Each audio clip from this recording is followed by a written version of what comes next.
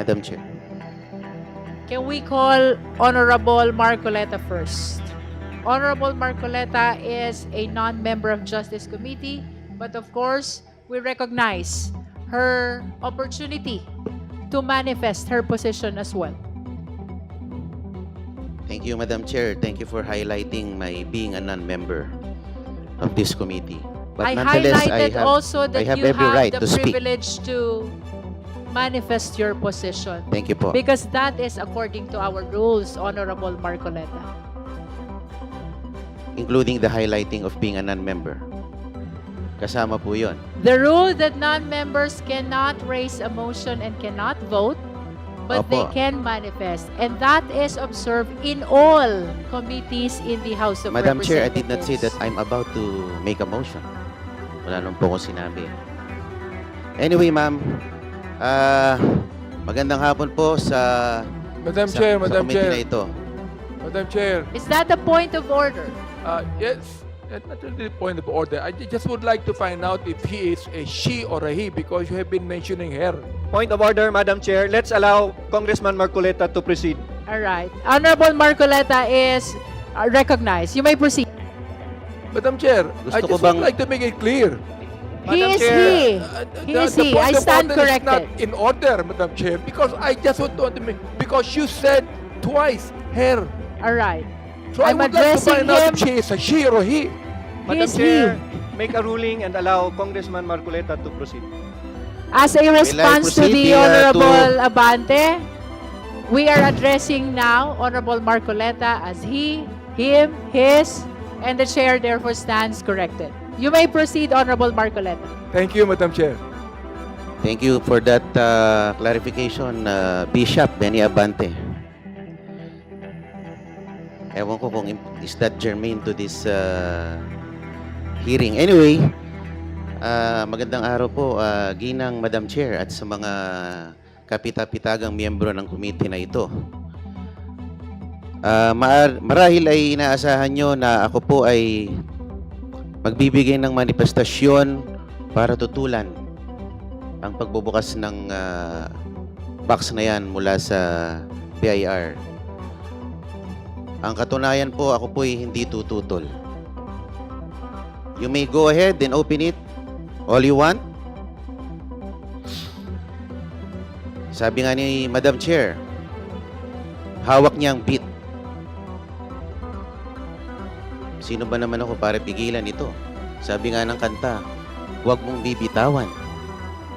Huwag niyo nang bitawan yung box. So I dare the committee to open the box, but with a caveat. Siguraduhin niyo po na hindi kayo nakalalabag sa batas. At sinabi rin po ni Popoy sa pelikula, I deserve an explanation. I deserve an acceptable reason. Siguraduhin niyo po na kung bubuksan niyo yan, meron po kayong acceptable reason na naayon sa batas. At ako po ay kaisa nyo rin sa komite na ito sa paghahanap ng katotohanan. Pero sa ating paghahanap at pagsasiliksik ng katotohanan, siguraduhin po natin na tayo po ay hindi nakalalabag sa ating mga batas. Maraming salamat po, Madam Chair. Again, that is a manifestation and therefore it does not deserve or require any answer. Let us proceed. If there are no other members who wish to, the Honorable Sendanya is recognized. Thank you very much, Madam Chair. Ang haba na po na kwentuhan natin kay Basha at saka kay Popoy. No? Nagkaroon na nga po ng sequel ang One More Chance. No? Second chance. Ayan. Pero inuulit ko po, this is a second chance to hold the Vice President accountable for abuse of power at dun po sa pagnanakaw sa kaban ng bayan. At yung second chance po na ito, 2 years in the making. That's why we appeal to the wisdom of this committee to ensure that we hold her accountable. Sabi nga po ng mga kaibigan ko, eyes on the ball. And the ball is ensuring that we get this to the Senate and the Vice President is convicted. And I hope that would guide the committee in making this all-important decision. Thank you very much, Madam Chair. our parliamentary status, there is a pending motion to open the BIR box. I hope the justice members are all guided by the worthy and strong arguments of those who are in favor of opening and those who are not in favor of opening.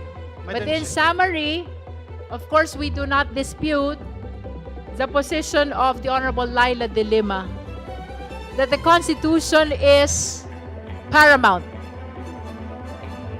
that accountability mechanism must be protected and preserved, that the impeachment proceeding should be greater than any other proceeding. However, I wish to remind the justice members that since day one of our proceeding, we have taken the conservative route. We have taken the safer and the cautious road. It is because we are likewise aware that we owe it to the Filipino people to be able to proceed with this impeachment proceeding, and if probable cause will be determined, to reach the finish line.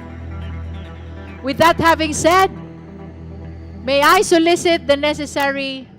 Madam have Chair, a- just a very quick interjection. The Honorable Sendanya is recognized. Pasensya na po kayo. Alam ko pong hinihintay ng taong bayan yung desisyon sa pagbubukas ng kahon. Pero may nabanggit po kasi kanina na popo at basya na line po si Representative Marcoleta.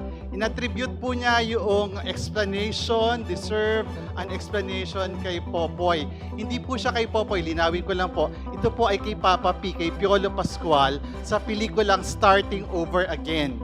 And I hope that as we decide on this matter, this will not lead us to starting over again. Thank you, Madam Chair. Regardless, we it's are still a done quote. with It's Popoy still a movie and quote. Piolo. We are addressing a very important decision here. So with the indulgence of all the members, may I solicit the necessary second to the motion to open the box raised by the I second. Honorable Congresswoman Laila De Lima. I I object. second the motion. Second. I The object. same has been seconded by the Honorable Antonio Tino. Do I hear an objection? I object. The objection has been registered by the Honorable Benny Abante, which means we shall proceed to divide the House. Please be ready to vote. Again, the motion is to open the BIR box. Those who are in favor of the motion, please raise your right hand.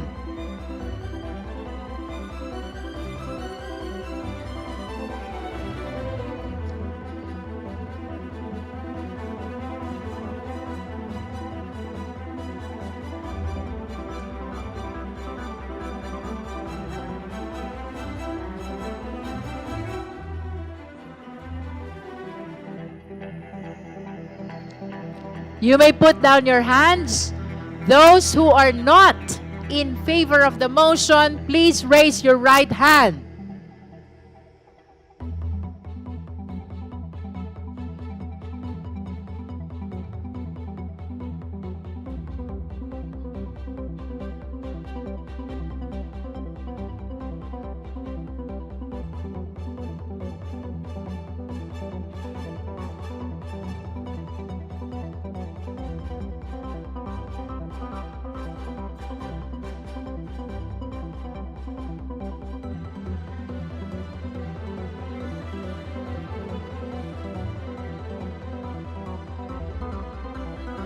You may put down your hands.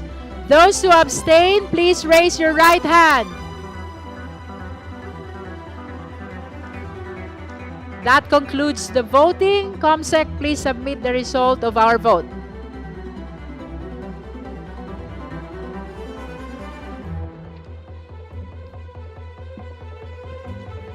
With 6 votes in the affirmative